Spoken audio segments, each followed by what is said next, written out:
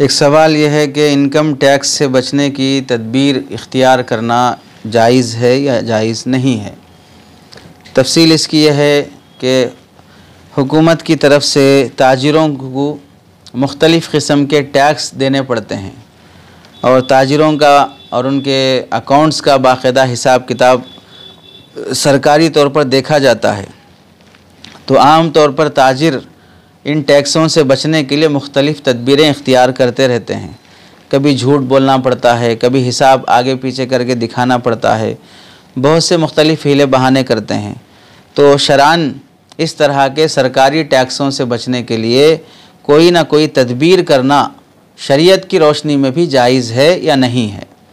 जवाब इसका यह है कि चूँकि इनकम टैक्स को शरीयत की नज़र से अगर देखा जाएगा तो उसे ज़ालिमाना टैक्स शुमार किया जाता है। इसलिए कई मुफ्तियान इकराम ने इस बात की गुंजाइश दी है कि आप इनकम टैक्स से बचने के लिए कोई ना कोई तदबीर इख्तियार करना चाहें तो कर सकते हैं। चुनांचे मुफ्ती अहमद खानपुरी साहब दामत बरकातुहुम का भी ताज़ा फतवा है कि हुकूमत के नाजायज़ और ज़ालिमाना टैक्स से बचने के लिए कोई तदबीर इख्तियार करना बिल्कुल दुरुस्त है।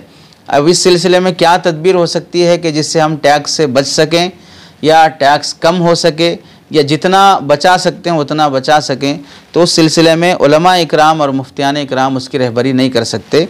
बेहतर यह है कि इस सिलसिले में वकला हजरात से और माहिरीन क़ानून से यानी चार्टर्ड अकाउंटेंट से, इन हजरात से मशवरा कर लिया जाएगा।